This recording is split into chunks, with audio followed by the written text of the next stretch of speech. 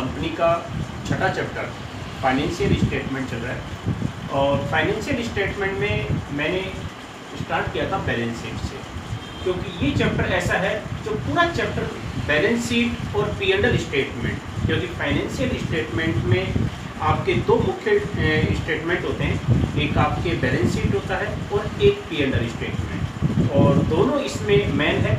अगर इन दोनों का फॉर्मेट आपको अच्छी तरह से याद हो जाता है, फॉर्मेट का मतलब है इसमें मेन हेडिंग नहीं, मेन हेडिंग, सब हेडिंग और सब हेडिंग के अलावा उसमें कौन कौन सी मदें आती हैं वो मेन है। तो आपकी बुक में बैलेंस शीट वाला जो टॉपिक है उसमें कहीं पर भी पूरी बैलेंस शीट नहीं दे रखी है। बैलेंस शीट आपने पूरी तो दे रखी है, लेकिन केवल उसमें मेन हेडिंग और सब हेडिंग दे रखी है, लेकिन सब हेडिंग में कौन कौन सी मदें आती है वो मदें उसमें नहीं दे रखी है। तो मैं आपको जो बैलेंस शीट बता रहा हूँ, ये बैलेंस शीट कंपनी की है, ये काफ़ी बड़ी है, इसलिए एक बार इसको याद कर लेते हो तो आपकी ये चैप्टर है पूरा क्लियर हो जाएगा। दूसरे, इससे पहले जो चैप्टर किया था हमने अंशों ऋण पत्रों का निर्गमन, इश्यू ऑफ शेयर्स और डिवेंचर्स, उसमें पूरी बैलेंस शीट तो नहीं है, लेकिन उसमें एक एक दो दो ऐसे टॉपिक है, जैसे कहो कि एक मेन हेडिंग है और उसकी सब हेडिंग है, या दो मेन हेडिंग है और उसकी दो ही सब हेडिंग है, तो उनको केवल बैलेंस शीट में दिखाना होता है। तो उसके लिए भी हमारे को ये बैलेंस शीट याद करनी पड़ेगी। और ये जो चैप्टर चल रहा है छठा, इसके लिए तो आपको पूरी बैलेंस शीट आपको तैयार करनी पड़ेगी, तो इसलिए इसको याद करने में थोड़ा सा आपको टाइम लगेगा, लेकिन इसको याद कर लेते तो आपका पूरा चैप्टर है ये क्लियर हो जाएगा। तो इसमें बैलेंस शीट के अंदर आपके लायबिलिटीज वाला जो टॉपिक है ये चल रहा था, इक्विटी एंड लायबिलिटीज। और इक्विटी एंड लायबिलिटीज में आपके देखो तीन टॉपिक तो पूरे क्लियर हो गए थे।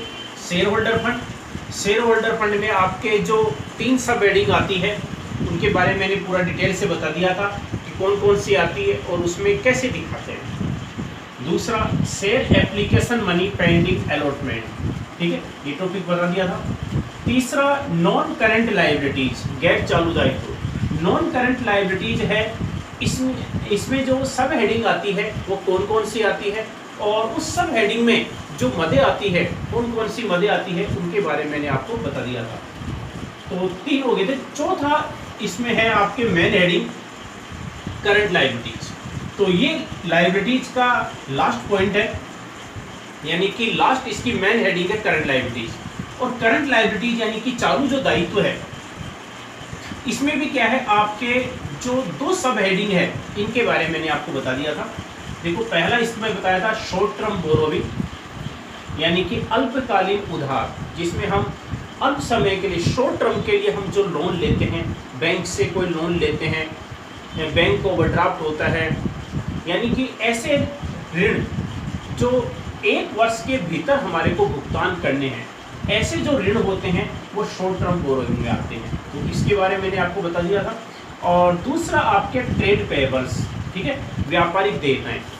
ट्रेड पेएबल्स जो है इसके अंदर आपके क्रेडिटर्स और बीपी आती है, इसके बारे में मैंने आपको बता दिया था।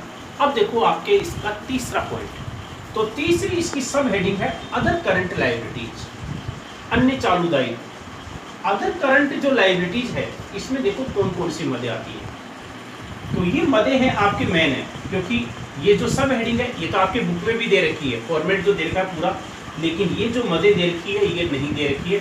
तो इसको आपको क्या है, कॉपी में लिख लेना है और लिख करके याद कर लेना कि ये जो मदें हैं, क्योंकि लगभग ये देख लो कि 99% मैंने मदें बता दिए, फिर भी कोई ऐसा हो सकता है कि कोई मद छूट गई हो, तो फिर मैं बता दूंगा अगर ऐसी कोई आती है तो। लेकिन 99% मैंने मदें इसमें कंप्लीट बता दी है कि जो मदें इसमें आती है। तो अदर करंट लायबिलिटीज में आपकी जो मदें आती है, पहला इसमें दे रखा है आउटस्टैंडिंग इंटरेस्ट, बकाया ब्याज। देखो, बकाया जो ब्याज होता है, यानी कि जो ब्याज चुकाना है, ये बकाया ब्याज किसी का भी हो सकता है। ये ब्याज है बकाया ऋण का हो सकता है, हमने क्या है लोन लिया हो और उस ऋण के ऊपर जो ब्याज चुकाना होता है हमने नहीं चुकाया है, तो वो इसमें अदर करंट लायबिलिटीज में आएगा। या और कोई इंटरेस्ट भी हो सकता है, तो और भी कोई बकाया जो ब्याज है वो सब इसमें अदर करंट लायबिलिटीज में आएगा। दूसरा है आपके अनर्न्ड इनकम, अनुपार्जित आय, अर्नड इनकम, ये एडजस्टमेंट है। आपने जब 11th क्लास में फाइनल अकाउंट वाला चैप्टर किया था उसमें एडजस्टमेंट जब मैंने बताए थे उस समय मैंने आपको बताया था इसके बारे में डिटेल से, अर्नड इनकम, अनुपार्जित आय या अग्रिम आय। अग्रिम आय क्या होती है? मतलब ऐसी आय जो चालू वर्ष से संबंधित नहीं है, आगामी वर्ष से संबंधित है, लेकिन प्राप्त हमारे को चालू वर्ष में हो गई है, यानी कि एडवांस में प्राप्त हो गई है, वो अर्नड इनकम या अग्रिम आय कहलाती है। तो अर्नड इनकम है, इसको भी हम किस में दिखाएंगे? अदर करंट लायबिलिटीज में दिखाएंगे। इसके बाद में है अनपेड डिविडेंड्स, यानी कि न चुकाया गया लाभांश। देखो, कंपनी के द्वारा लाभांश का भुगतान किया जाता है, डिविडेंड, और लाभांश किसको भुगतान किया जाता है? शेयर होल्डर, चाहे इक्विटी शेयर होल्डर हो चाहे प्रीफरेंस शेयर होल्डर हो, इन दोनों पर कंपनी के द्वारा शेयर होल्डर्स को लाभांश का भुगतान किया जाता है। शेयर होल्डर दोनों प्रकार के, चाहे इक्विटी शेयर होल्डर हो चाहे प्रीफरेंस शेयर होल्डर हो, दोनों को लाभांश चुकाया जाता है। यदि ये लाभांश ड्यू हो गया है लेकिन कंपनी के द्वारा अभी तक भुगतान नहीं किया गया है, वो अनपेड डिविडेंड कहलाता है। तो अनपेड डिविडेंड यानी कि न चुकाया गया लाभांश है, वो भी अदर करंट लायबिलिटीज में दिखाया जाता है। इन सबको आपको कॉपी में उतार लेना है। इसको केवल वीडियो में देखने के साथ आपको कॉपी में इसका पूरा फॉर्मेट अगर आप उतार लेते हो तो आपको पूरी बैलेंस शीट है याद हो जाएगी। ये क्या है? अच्छा, ये जो बैलेंस शीट का फॉर्मेट जो मैं बता रहा हूँ कि इसी चैप्टर में ही काम नहीं आएगा, आगे आपके 2-3 चैप्टर और है, उन चैप्टरों के अंदर भी ये काम आएगा, इसलिए इस फॉर्मेट को अच्छी तरह याद कर जाना। इसके बाद में है अनक्लेम्ड डिविडेंड, न मांगा गया लाभांश। मतलब ऐसा लाभांश जो कंपनी के द्वारा ड्यू हो गया है, यानी कि कंपनी को चुकाया गया है, लेकिन अभी शेयर होल्डर ने उसके लिए क्लेम नहीं किया है, दावा नहीं किया है, और शेयर होल्डर्स ने क्लेम नहीं किया है तो कंपनी ने भी अभी तक उसका भुगतान नहीं किया है। तो ऐसा अनक्लेम्ड डिविडेंड यानी कि न मांगा गया जो लाभांश है, वो भी अदर करंट लायबिलिटीज में दिखाया जाता है। Calls in advance, calls in advance क्या होती है? इसके बारे में हम पहले पिछले चैप्टर में हम पढ़ चुके हैं। यानी कि ऐसी राशि जो कंपनी के द्वारा नहीं मांगी गई है अंशों पर, लेकिन या ऋण पत्रों पर, लेकिन अंशधारियों या ऋण पत्रधारियों द्वारा एडवांस में चुका दी गई है, वो कहलाती है कॉल्स इन एडवांस। तो कॉल्स इन एडवांस का जो पैसा प्राप्त हो जाता है कंपनी को, चाहे शेयर्स का हो या डिबेंचर्स का हो, वो भी अदर करंट लायबिलिटीज में दिखाया जाता है कॉल्स इन एडवांस के नाम से। इसके बाद में है interest on calls in advance. अच्छा, ये निश्चित है कि एडवांस में अग्रिम राशि अगर कंपनी को प्राप्त हो जाती है समय से पहले, यानी कि जो पैसा कंपनी ने मांगा ही नहीं है और कंपनी को पहले प्राप्त हो गया है, तो कंपनी इस अग्रिम राशि पर ब्याज का भुगतान करती है, और जितने समय पहले वो राशि प्राप्त हो गई है कंपनी उतने समय का ब्याज का भुगतान करती है। ब्याज की जो दर है इस पर वो 12% है। इसके बारे में भी हम पिछले चैप्टर में हम पढ़ चुके हैं। जैसे कंपनी ने फर्स्ट कॉल तक की पैसा मांगा है, सेकंड कॉल का पैसा कंपनी ने अभी मांगा ही नहीं है, लेकिन कई शेयर होल्डर ऐसे हैं जिन्होंने सेकंड कॉल का पैसा भी अभी चुका दिया है, जबकि उस पैसे को कंपनी के द्वारा मांगा नहीं गया है, तो कंपनी उस पर ब्याज का भुगतान करेगी। जब तक कंपनी मांग नहीं करती है तो उतने समय तक का उस पर ब्याज का भुगतान करती है। तो ये ब्याज है, इसमें आता है अदर करंट लायबिलिटीज में। इसके बाद में है मैच्योर्ड लोन, यानी कि ऐसा जो लोन या ऐसा ऋण जो पूरी तरह से अब भुगतान करने योग्य हो गया है। मैच्योर्ड हो गया यानी कि जिसका भुगतान करना है कंपनी को, यानी कि उसका समय पूरा हो गया है। चाहे लोन वो शॉर्ट टर्म हो चाहे लॉन्ग टर्म हो, ऐसा लोन कोई सा भी हो सकता है, शॉर्ट टर्म या लॉन्ग टर्म कोई सा भी लोन। डिबेंचर्स भी एक तरह से लोन है। डिबेंचर्स अगर हमारे ड्यू हो गए, जैसे ऋण पत्र कंपनी ने जारी किए थे लेकिन निश्चित अवधि के लिए जारी किए थे, और ऐसे ऋण पत्रों की जो अवधि है वो इसी वर्ष की है, यानी कि भुगतान इसी वर्ष में करना है, तो वो मैच्योर्ड डिबेंचर्स कहलाते हैं। तो ये राशि भी इसके अंदर दिखाई जाएगी। ऐसा ही और कोई लोन हो सकता है जो ड्यू हो गया है, यानी कि कंपनी को अब उसका भुगतान करना हो गया, यानी कि इसी वर्ष में वो राशि देय है, भुगतान करनी है, चाहे वो शॉर्ट टर्म का हो लॉन्ग टर्म का हो, लेकिन भुगतान इस वर्ष में करना है, समय उसका पूरा हो गया है, वो राशि अदर करंट लायबिलिटीज में दिखाई जाती है। इसके बाद में है मैच्योर्ड डिपॉजिट्स। देखो कई कंपनियां हैं बैंकों की तरह, जिस प्रकार से बैंक विभिन्न खातों के माध्यम से डिपॉजिट्स एक्सेप्ट करते हैं, डिपॉजिट प्राप्त करते हैं, जमा स्वीकार करते हैं, ऐसे ही कंपनियां भी जनता से, पब्लिक से डिपॉजिट एक्सेप्ट करती है। अच्छा, ये जो डिपॉजिट्स है वो लॉन्ग टर्म और शॉर्ट टर्म दोनों की हो सकती है।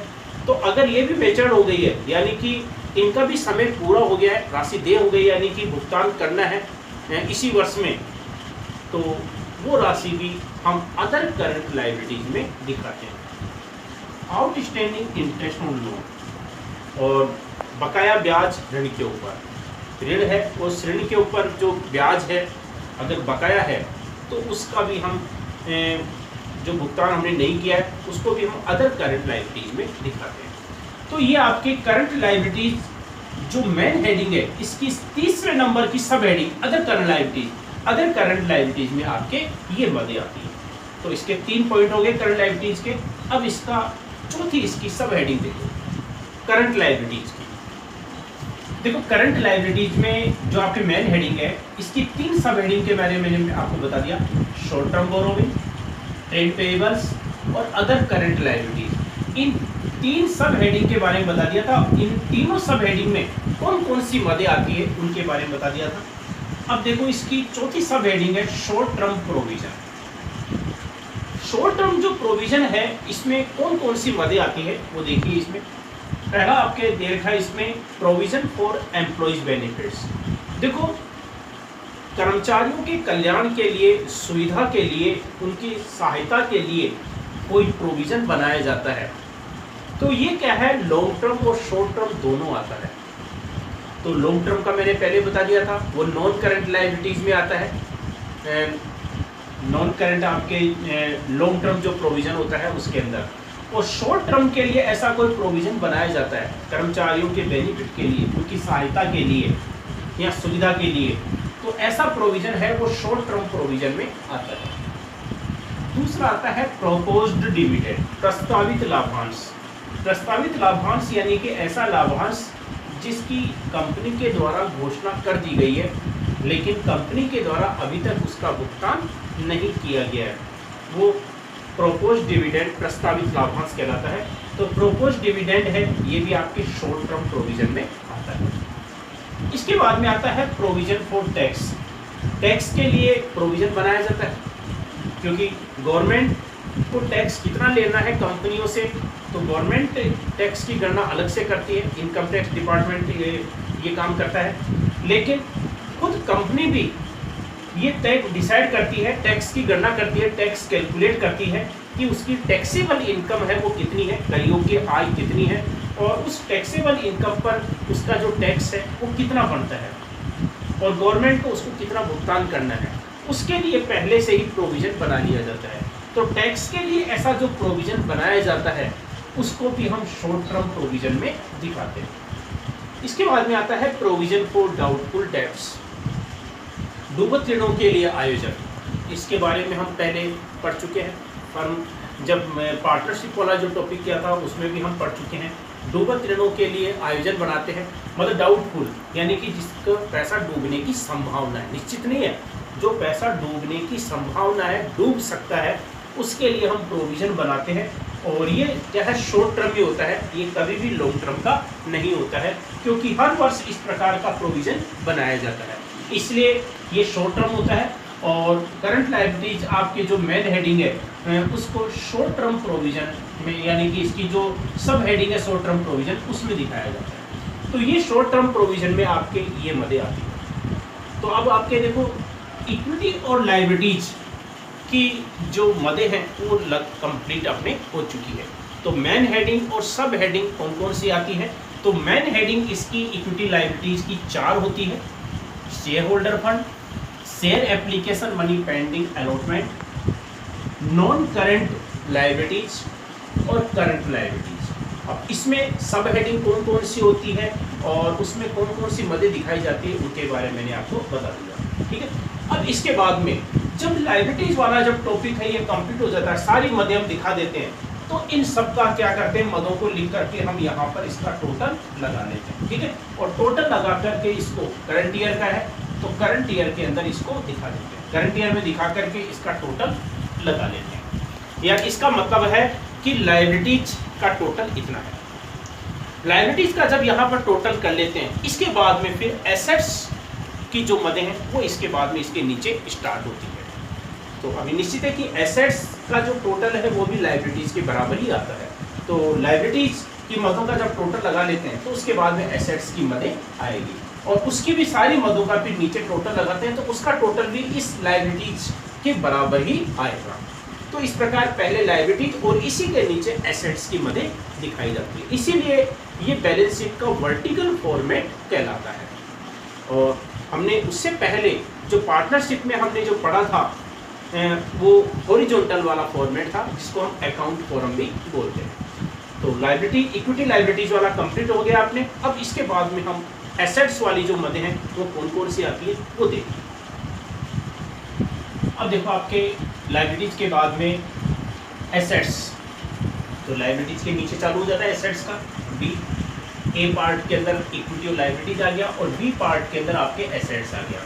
अब एसेट्स में सबसे पहले एसेट्स को मुख्य रूप से हम दो भागों में बांटते हैं, दो मेन हेडिंग होती है, नॉन करंट एसेट्स और करंट एसेट्स। तो सबसे पहले लेते हैं नॉन करंट एसेट्स, और नॉन करंट एसेट्स में इसकी सबसे पहले जो सब हेडिंग है वो है फिक्स्ड एसेट्स, स्थायी संपत्तियां। अच्छा, फिक्स्ड एसेट्स जो होती है, इन फिक्स्ड एसेट्स को भी हम चार भागों में बांटते हैं। फिक्स्ड एसेट्स है स्थायी संपत्तियां, इन स्थायी संपत्तियों को भी हमने चार भागों में बांट दिया है। तो फिक्स्ड एसेट्स में सबसे पहले आता है टेंजिबल फिक्स्ड एसेट्स, यानी कि मूर्त स्थायी संपत्तियां।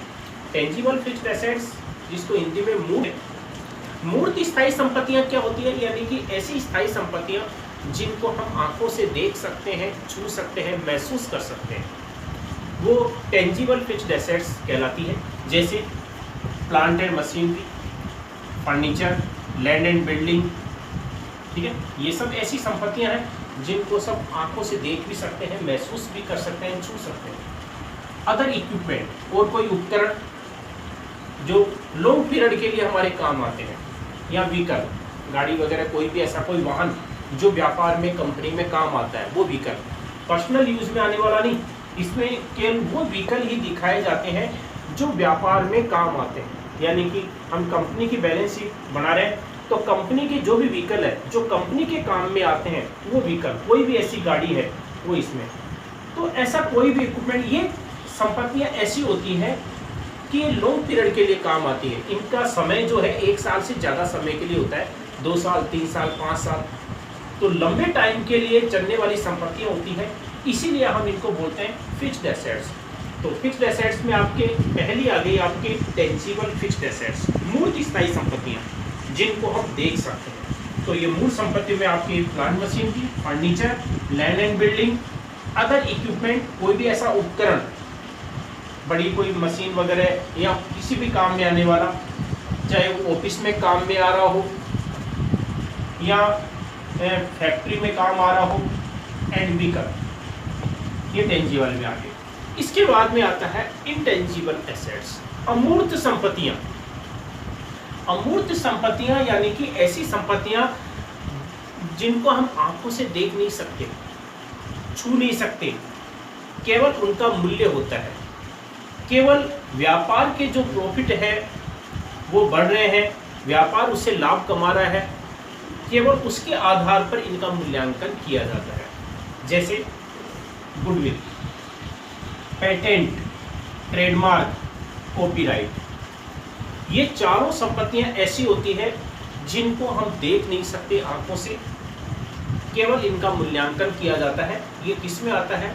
इनटेंजिबल एसेट्स में। तो गुडविल के बारे में तो हम पहले पढ़ चुके हैं पार्टनरशिप में कि ख्याति, व्यापार की प्रसिद्धि, पहचान, प्रतिष्ठा है और उसके कारण व्यापारिक संस्था ज़्यादा लाभ कमाती है। गुडविल के कारण, इसलिए ये व्यापार की संपत्ति मानी जाती है और इसका मूल्यांकन किया जाता है। पेटेंट, जिसको हम हिंदी में बोलते हैं एकस्व, अगर आपने क्या है कोई विशेष कोई ऐसा कोई आविष्कार किया है, कोई इन्वेंशन किया है, ऐसा रिसर्च की है जिससे आपकी कंपनी को लाभ हो रहा है और अन्य कंपनियों के पास में वो चीज़ नहीं है, वो आविष्कार नहीं है, और उस आविष्कार के कारण आपकी कंपनी अन्य कंपनी से ज़्यादा लाभ कमा रही है, तो कंपनी उसका रजिस्ट्रेशन करा लेती है, वो कंपनी की संपत्ति मानी जाती है, उसको पेटेंट बोलते हैं। ट्रेडमार्क, व्यापारिक चिन्ह, हर व्यापारिक संस्था का एक चिन्ह होता है, वो रजिस्टर्ड करवा लिया जाता है। कोई अन्य व्यापारिक संस्था उस ट्रेडमार्क का, व्यापारिक चिन्ह का इस्तेमाल नहीं कर सकती। ये व्यापारिक संस्था की कंपनी की एक पहचान होती है, इसलिए ये भी एक संपत्ति मानी जाती है, लेकिन ये दिखती नहीं है, ये इंटेंजिबल होती है। कॉपीराइट, कॉपीराइट जो है, ये कॉपीराइट भी एक तरह से इसी प्रकार की है, रजिस्टर्ड होती है। कई कंपनियां हैं लेखन प्रकाशन का काम करती है, जैसे कोई बुक सेलर कंपनी है जो पुस्तकें वगैरह छापने का काम करती है, उसने ऐसी पुस्तक बुक्स तैयार की है, कोई नोवेल वगैरह कोई तैयार किया है जो मार्केट के अंदर उसकी बहुत ज़्यादा सेल हो रही है, तो वो क्या है उसको कॉपीराइट करा लेती है, रजिस्टर्ड करवा लेती है, ताकि अन्य कोई संस्था है उसके नाम का इस्तेमाल नहीं कर सके। तो ये चारों संपत्तियां ऐसी होती है जो दिखाई नहीं देती है लेकिन फिर भी कंपनी की संपत्ति मानी जाती है, इसलिए ये क्या कहलाती है, इंटेंजिबल एसेट्स। तो टेंजिबल एसेट्स और इंटेंजिबल एसेट्स, फिक्स्ड एसेट्स में दो तो आपके ये हो गए। इसके बाद में आती है तीसरे नंबर पर कैपिटल वर्क इन प्रोग्रेस, यानी कि अर्धनिर्मित पूंजीगत कार्य। कई स्थायी संपत्तियां ऐसी होती है जो निर्माण की अवस्था में होती है, यानी कि जिनका निर्माण चल रहा है, पूरी तरह से वो संपत्ति तैयार नहीं हुई है। जैसे एक बिल्डिंग का कंस्ट्रक्शन चल रहा है, वो बिल्डिंग है आधी तैयार हो चुकी है, आधी तैयार होना बाकी है, पूरी तरह से अपने अस्तित्व में नहीं आई है। कोई कारखाना है तैयार हो रहा है, या और कोई ऐसी कोई स्थायी संपत्ति है जो तैयार हो रही है, यानी लेकिन पूरी तरह से तैयार नहीं हुई है, वो कैपिटल वर्क इन प्रोग्रेस कहलाती है। ये भी आपके किस में आती है, फिक्स्ड एसेट्स में आती है। इसके बाद में आती है आपके चौथे नंबर पर इंटेंजिबल एसेट्स अंडर डेवलपमेंट। ये इसी प्रकृति का है, जैसे स्थायी संपत्तियां होती है जो अर्धनिर्मित पूंजीगत कार्य में होती है, यानी कि पूरी तरह से तैयार नहीं होती है। ऐसे ही अमूर्त संपत्तियां, मूर्त संपत्तियां होती है, वैसे अमूर्त संपत्तियां भी होती है, यानी कि ऐसी अमूर्त संपत्तियां, इन चारों में से कोई भी संपत्ति जो अभी विकास के दौर में है, यानी कि अभी वो क्या है, पूरी तरह से वो रजिस्टर्ड नहीं हुई है, अस्तित्व में नहीं आई है, वो इंटेंजिबल एसेट्स अंडर डेवलपमेंट कहलाती है। तो ये क्या है, चारों जो सब हेडिंग है, चारों सब हेडिंग कौन सी, intangible fixed assets, tangible assets, capital work in progress और इंटेंजिबल एसेट्स अंडर डेवलपमेंट, ये चारों किस में आती है, फिक्स्ड एसेट्स में। तो नॉन करंट एसेट्स में आपको जो मेन हेडिंग है उसकी एक सब हेडिंग मैंने आपको बता दी है, फिक्स्ड एसेट्स। तो मैंने आपको बताया एसेट्स में नॉन करंट एसेट्स, ये आपके मेन हेडिंग है, और मेन हेडिंग में सबसे पहले इसकी सब हेडिंग फिक्स्ड एसेट्स, स्थायी संपत्तियां। तो स्थायी जो संपत्तियां होती है ये चार प्रकार की होती है fixed assets, intangible fixed assets, tangible fixed assets, capital work in progress, और चौथे नंबर पर इंटेंजिबल एसेट्स अंडर डेवलपमेंट। ठीक है, ये तो आपकी सब हेडिंग। और सब हेडिंग में इनमें मध्य कौन कौन सी आती है ये मैंने बता दी। टेंजिबल फिक्स्ड एसेट्स में आपके ये स्थायी संपत्ति आती है, यानी कि मूर्त संपत्तियां जो दिखाई देती है, बिल्डिंग, मशीन, फर्नीचर वगैरह। और इंटेंजिबल एसेट्स, अमूर्त संपत्तियां जो दिखाई नहीं देती है, गुडविल, पेटेंट, ट्रेडमार्क और कॉपीराइट। और कैपिटल वर्क इन प्रोग्रेस, यानी कि अर्धनिर्मित पूंजीगत कार्य, यानी कि ऐसी मूर्त स्थायी संपत्तियां जो पूरी तरह से तैयार नहीं हुई है। और चौथे नंबर पर इंटेंजिबल एसेट्स, ये अमूर्त संपत्तियां हैं जो पूरी तरह से अभी अपने अस्तित्व में नहीं आई है। तो ये टॉपिक आपके पूरा हो गया। आज आपके वीडियो में इतना ही बता रहा हूँ, इसको आप कॉपी के अंदर आप उतार ले पाएंगे।